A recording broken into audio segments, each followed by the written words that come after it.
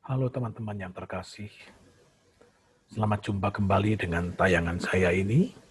Pada kesempatan kali ini, saya mau berbicara mengenai salah satu tokoh besar bagi tiga agama besar di dunia, yaitu Yudaisme, Kekristenan, dan Islam. Ya. Tokoh yang disebut dengan Bapak Abraham, yang sering kita sebut sebagai juga Bapak orang beriman. Bagi kita, pembicaraan mengenai Bapak Abraham ini merupakan bagian dari pembicaraan mengenai Kitab Kejadian. Secara khusus, Kitab Kejadian pasal 12 sampai dengan 50 yang berbicara tentang para bapa bangsa, yaitu Abraham, Ishak, dan Yakub. Kita tidak bisa mengcover semuanya, tetapi kita mencoba melihat yang paling penting, yaitu Bapak Abraham. Oleh karena itu, pembicaraan ini biasa juga disebut dengan pembicaraan mengenai lingkaran Abraham. Ya, kita akan melihat berdasarkan slide yang sudah saya siapkan. Ya.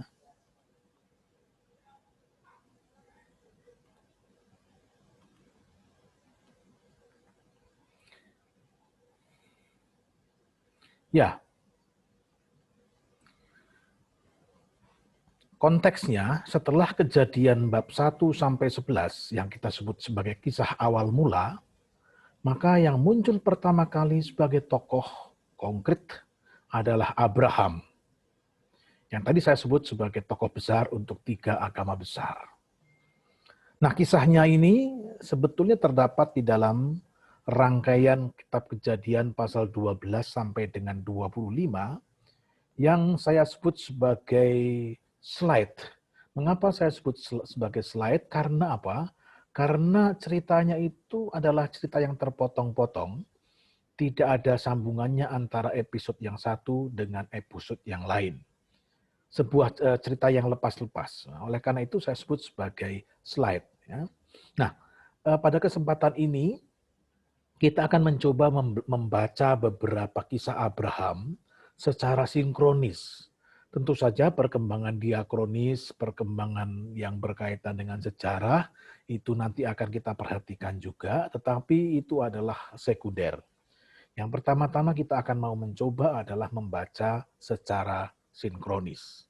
Ya, secara sinkronis atau nanti mungkin akan kelihatan bahwa pembacaan ini lebih mendekati menggunakan tafsir naratif. Ya. Ini akan kita coba untuk kita lihat. Ya. Tapi kita sebelumnya bisa melihat bagaimana Abraham dipakai atau digunakan di dalam perjanjian baru. Ya. Bagaimana nama Abraham muncul di dalam perjanjian baru dengan frekuensi yang seperti ini.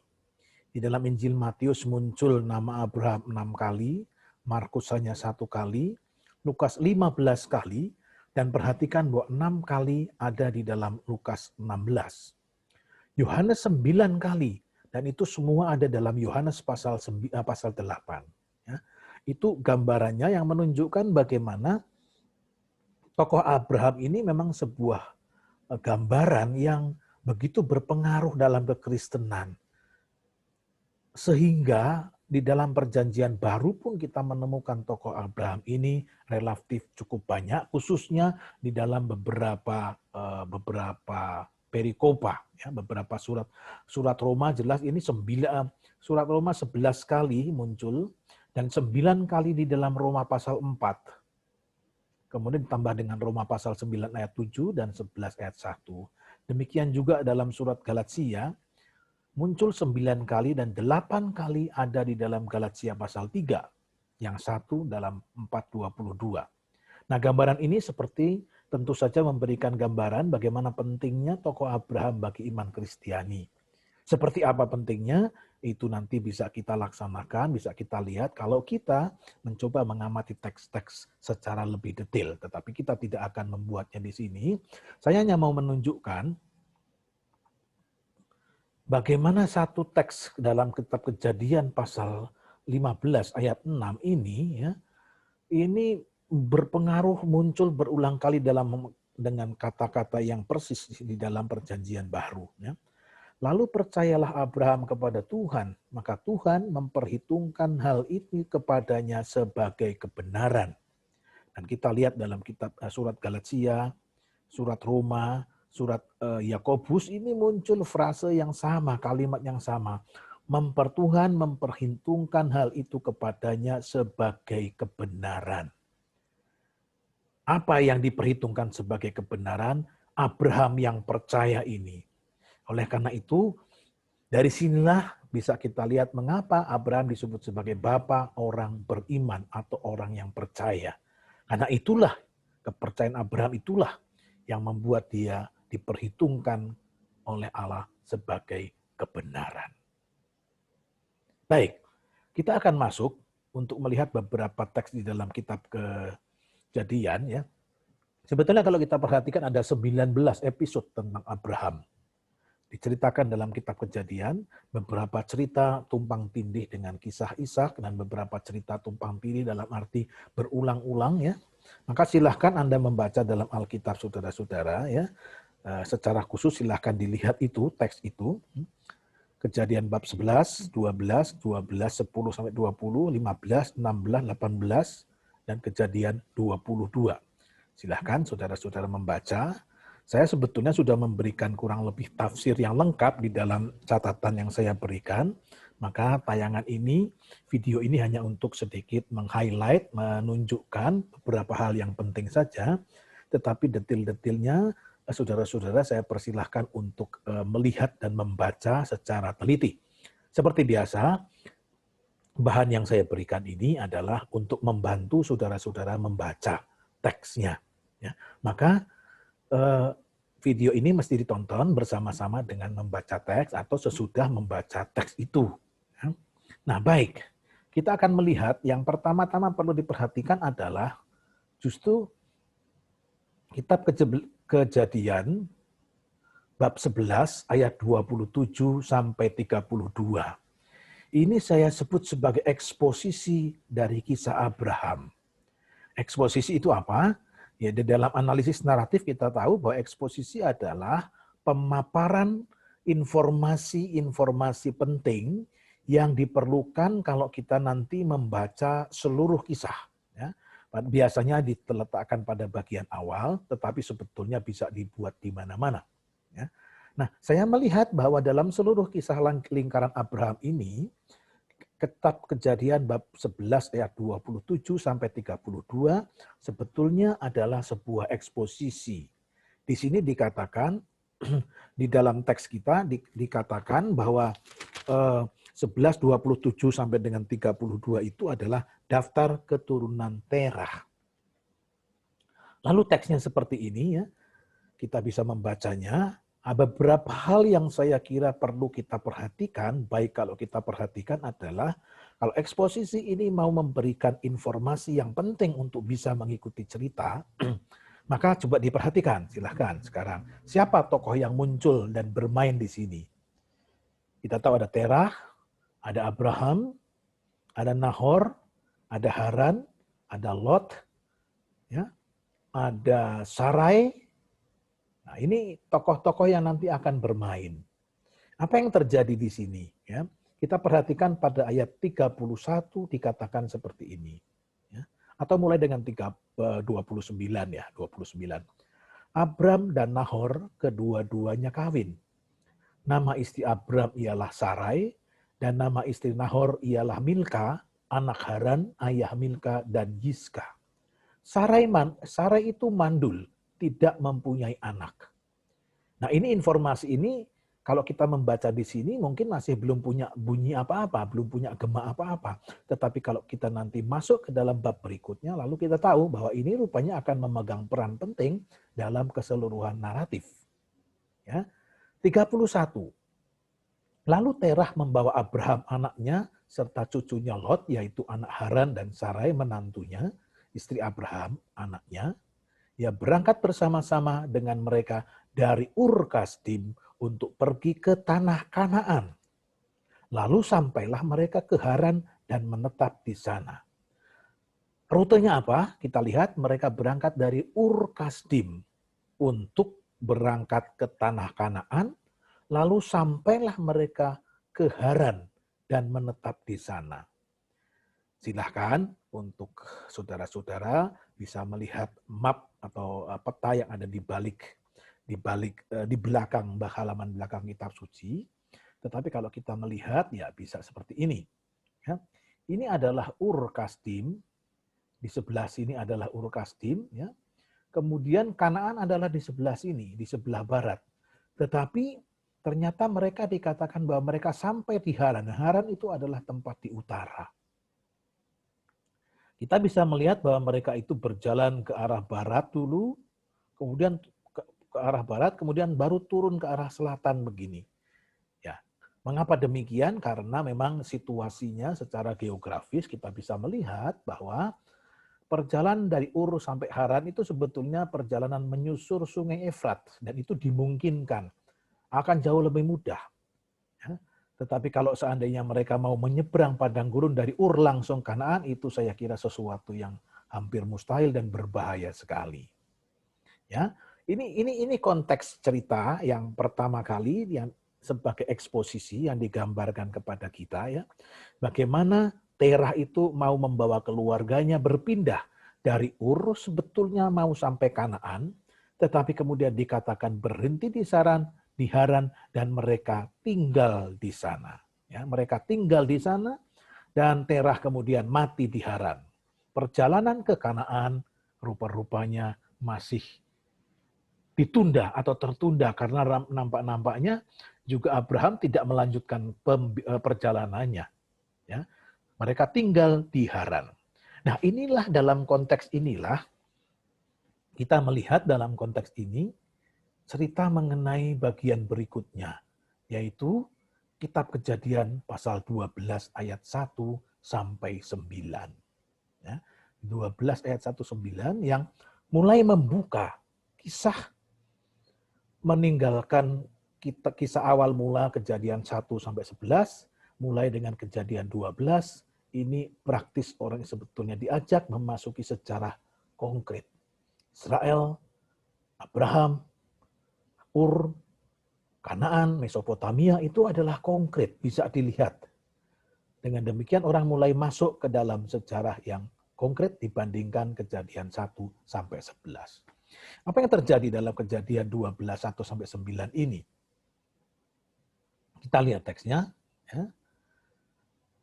Dikatakan begini, berfirmanlah Tuhan kepada Abram, pergilah dari negerimu dan dari saudara-saudaramu dan dari rumah bapamu ini ke negeri yang akan kutunjukkan kepadamu. Aku akan membuat engkau menjadi bangsa yang besar dan memberkati engkau serta membuat namamu masyhur dan engkau akan menjadi berkat. Aku akan memberkati orang-orang yang memberkati engkau dan mengutuk orang-orang yang mengutuk engkau, dan olehmu semua kaum di muka bumi akan mendapat berkat. Saya kutip hanya Kejadian 12 ayat 1 sampai 3 karena ini penting, ini yang paling penting. Ini yang paling penting, ya. Kalau kita lihat di sini panggilan Abraham disuruh pergi. Pergi dari mana? Dari negerimu. Negerimu itu yang mana sebetulnya? Sebetulnya di Haran itu. Ya. Meninggalkan anak saudara dan meninggalkan rumah Bapa artinya keluarga, ya, ke negeri yang akan kutunjukkan kepadamu. Lalu ada bagian ayat 2 dan 3 yang disebut sebagai janji. Janji keturunan, janji berkat, dan janji tanah nanti akan disampaikan pada bagian berikutnya. Ya. Nah, ayat berikutnya 6-9 saya tidak akan membaca seluruhnya, silahkan dilihat saja, ya. Hanya lihat ayat 6 ini, ya. Di sini dikatakan bahwa waktu itu orang Kanaan diam di negeri itu. Dan pada ayat berikutnya dikatakan, ketika itu Tuhan menampakkan diri kepada Abram dan berfirman, aku akan memberikan negeri ini kepada keturunanmu. Ini akan kita melihat bahwa janji ini agak sedikit problematis. Karena apa?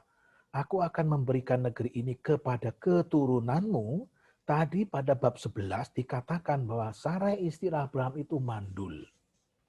Kemudian dikatakan juga, aku akan memberikan negeri ini kepadamu. Sebelumnya dikatakan, orang Kanaan diam di negeri itu. Ini menunjukkan bahwa rupa-rupanya nanti pemenuhan janji Tuhan kepada Abraham bukan sesuatu yang sederhana.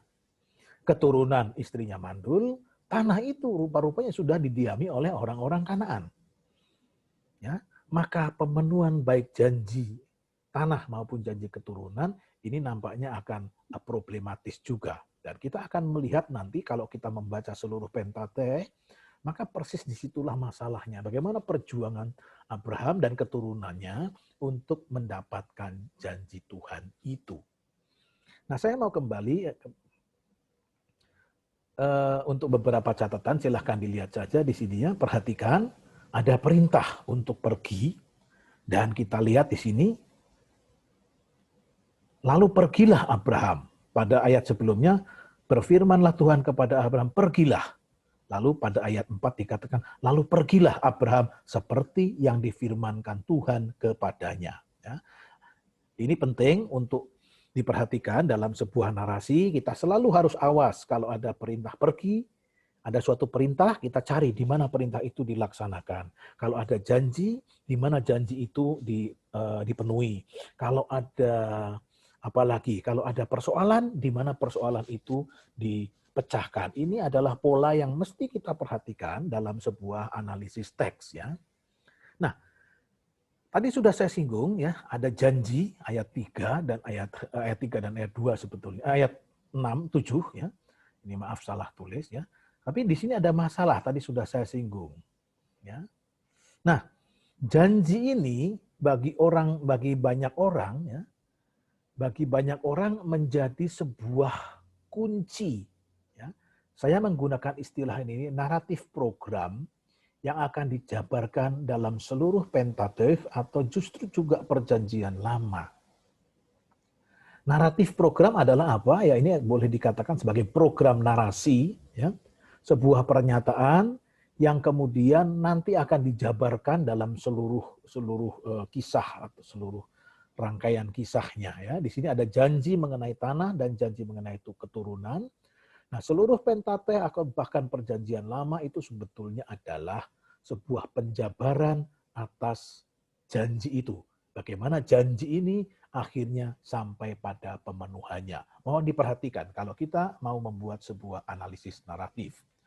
Soal umur Abraham silahkan dilihat juga, mungkin menarik untuk menjadi permenungan ya. Saya tidak akan masuk pada detail, tetapi di dalam teks ada, silahkan dilihat saja. Nah, ini apa? Ini jadwalnya, bukan jadwal, ini adalah petanya ya. Dari sini Ur ini di sini, ya. Kemudian sampai ke Kanaan itu di sini, berhentinya di Haran. Tadi sudah kita lihat ya, ini seperti ini. Baik. Nah, kisah ini pohon tarbantin di More, nggak tahulah ini saya ambil saja begini, tetapi pohon tarbantin di More itu yang ada pada Kejadian pasal 11 ayat mana? Ya, bab 11 ayat 6 ya. Abram berjalan melalui negeri ini sampai ke suatu tempat dekat Sikem, yakni pohon tarbantin di More. Buat kita tidak tahu, tetapi mungkin untuk orang dulu tahu apa yang dimaksud dengan pohon tarbantin di More itu. Ya, kita tidak tahu sekarang apa itu. Tapi mungkin orang zaman dulu ketika cerita ini disampaikan pada mula pertama, orang tahu oh itu disitulah. Ya, kita juga sering menggunakan itu tuh kalau memberi ancar-ancar suatu tempat itu di situ ada depan pohon jati misalkan. Nah, pohon jati yang mana? Hanya kita yang tahu, tetapi orang-orang yang itu tidak tahu sama sekali. Ya, kurang lebih itu artinya. Nah, teman-teman terkasih, silahkan lihat ini ya. Saya mau menempatkan sekarang Kejadian 12 ayat 1-3 itu bagaimana kita bisa baca secara teologis apa yang sebetulnya dimaksudkan. Ya. Kita melihat sebelumnya Kejadian 1-11 itu sebetulnya kalau kita perhatikan sungguh-sungguh di situ itu muncul sebuah pola, ya. Sebuah pola kejahatan manusia, tetapi kemudian selalu diakhiri dengan janji Tuhan. Ya. Kejahatan manusia yang mestinya dihukum, tetapi rupanya Tuhan masih memberikan janji. Kejadian 3 itu adalah ketika manusia pertama jatuh ke dalam dosa dan diusir dari Taman Eden. Tetapi itu bukan akhir segala-galanya karena Kejadian pasal 3 ayat 15 Tuhan memberi janji di sini. Kejadian pasal 4 adalah dosa Kain yang membunuh Habel. Nah, ini Habel merasa ketakutan, seolah-olah dia akan hancur, ya, akan dibunuh begitu. Tetapi Tuhan memberi kesempatan, memberi janji dalam Kejadian 4 ayat 15. Kejadian ayat 6 ketika seluruh umat manusia begitu rusak bobrok, masih ada satu Nuh dalam Kejadian 6:8 itu dimunculkan. Kejadian 7-8 itu adalah kisah air bah menghancurkan seluruh dunia, alam semesta yang diciptakan Tuhan. Tetapi kemudian ada janji pada Kejadian pasal 9. Janji Tuhan kepada Nuh untuk tidak pernah lagi menggunakan air bah untuk menghukum manusia apapun kejahatan manusia. Kemudian muncul Kejadian 11 kisah Menara Babel. Nah, sesudah kejadian Menara Babel, di mana akhir dikatakan bahwa manusia diserahkan kemana-mana, tidak ada janji. Lalu menjadi pertanyaan, bagaimana ini? Apakah kisah mengenai Allah dan manusia berakhir dengan tragis pada Kejadian pasal 11? Ini menjadi pertanyaan. Nah, tetapi ternyata tidak. Setelah pasal 11, setelah kisah Kejadian 1-11 yang merupakan kisah awal mula yang historisitasnya mungkin agak sedikit dipertanyakan, ya. Lalu muncullah Kejadian pasal 12 ayat 1-3, yaitu panggilan Abraham dan janji keselamatan yang diberikan oleh Allah. Sekarang menjadi jelas kalau kita membaca bab Kejadian 12 ayat 3 itu, dikatakan bahwa aku akan memberkati engkau, aku akan memberkati orang-orang yang memberkati engkau, dan mengutuk orang-orang yang mengutuk engkau, dan olehmu semua kaum di muka bumi akan mendapat berkat. Olehmu semua kaum di muka bumi akan mendapat berkat. Sekarang bisa menjadi jelas bahwa di sini skopnya adalah sudah menjadi skop universal. Semua kaum di muka bumi, seluruh bangsa di muka bumi akan mendapat berkat karena Abraham. Oleh karena itu tadi saya mengatakan bahwa Kejadian bab 12 ayat 1-3 itu bisa dipandang sebagai kunci untuk membaca perjanjian lama, bahkan untuk membaca karya keselamatan yang nanti akan disambung dalam diri Yesus Kristus. Ya, baik teman-teman, ini kurang lebih garis besarnya, saya tidak akan masuk ke dalam poin-poin yang detail, ya nanti teman-teman bisa membaca sendiri dalam teks, saya kira tersedia detail-detail yang diperlukan. Nah, kita akan melihat pada teks lain, Kejadian 12 ayat 10 sampai dengan 20, itu adalah kisah mengenai Abraham di Mesir. Kisah Abraham di Mesir, ya. Teksnya adalah seperti ini, silahkan dibaca, ya. Nah, kalau kita melihat teksnya, teks itu polanya adalah problem dan solusi. Problem dan solusi. Apa yang menggerakkan narasi ini? Yang menggerakkan adalah problem dan solusi kuncinya. Kita melihat saja pada ayat pertama yaitu Kejadian 12 ayat 10. Ketika kelaparan timbul di negeri itu, pergilah Abram ke Mesir untuk tinggal di situ sebagai orang asing. Ya, ada masalah di sini. Masalahnya apa? Ketika kelaparan timbul. Lalu apa yang dibuat oleh Abram sebagai solusinya? Pergi ke Mesir. Nah, kita melihat di situ ya ada persoalan, kemudian ada coba solusi. Tetapi dalam kisah ini rupanya bila dikatakan nanti masalah yang satu dipecahkan dan pemecahannya itu ternyata menjadi masalah lain. Ya, maka kita bisa melihat secara sederhana gambarannya seperti ini, nanti boleh dilihat sendiri secara lebih mendetail ya. Problem dan solusi ini, pertama kita bisa melihat kelaparan, solusinya adalah pergi ke Mesir. Tetapi pergi ke Mesir itu menimbulkan masalah. Orang Mesir akan mengancam, khususnya mengancam Syara karena mereka melihat itu cantik, maka akan ambil begitu. Lalu solusinya bagaimana? Disuruh bohong. Sarah disuruh bohong untuk mengaku adiknya. Setelah Sarah mengaku adik, kemudian pemecahan ini karena mengaku adik dibawa ke istana. Ini menjadi problem baru. Menjadi problem baru akhirnya. Ya. Kemudian solusinya adalah Abraham diberi harta, tetapi ada tulah juga kalau kita melihat. Solusinya apa? Solusinya atau akibatnya Firaun marah dan kemudian Abraham disuruh pergi seperti ini.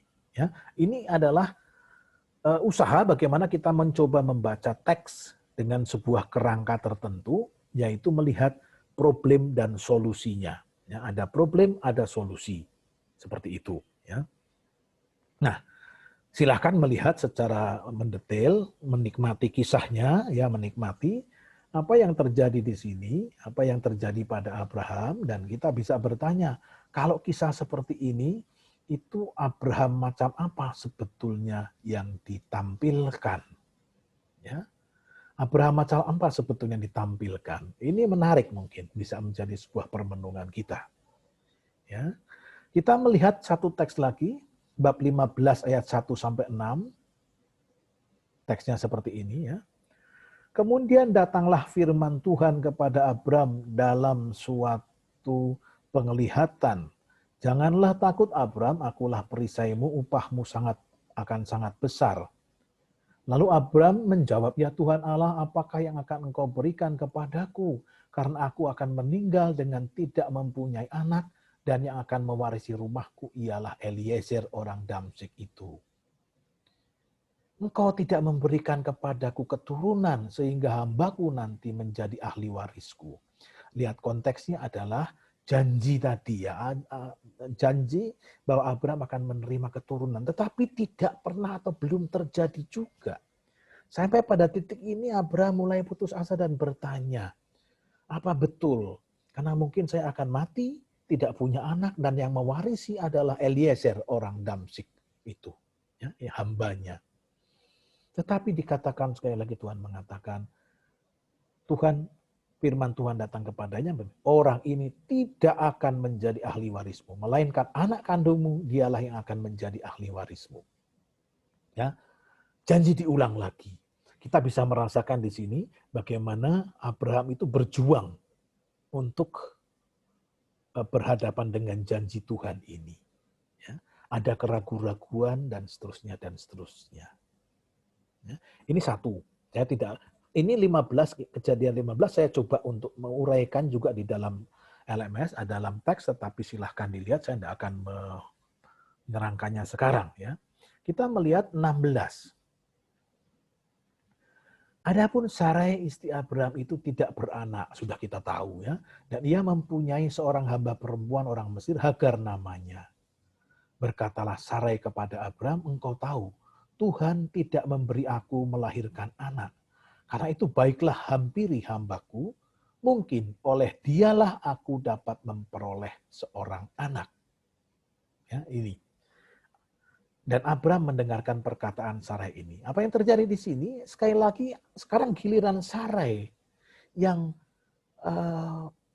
menanti-nanti dan juga mencari jalan. Mungkin saya harus ikut serta bekerja sama dalam memenuhi janji Tuhan itu.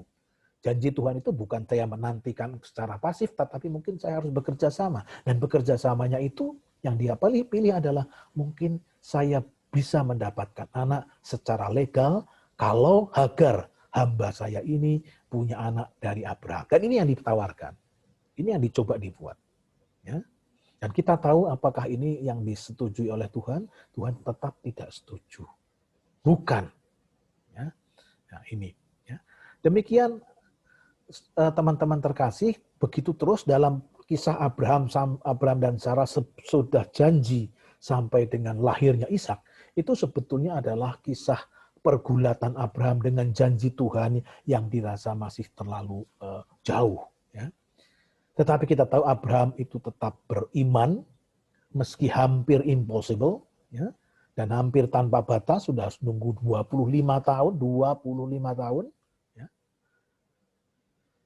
Abraham begitu sabar berhadapan dengan Allah yang kadang-kadang membingungkan.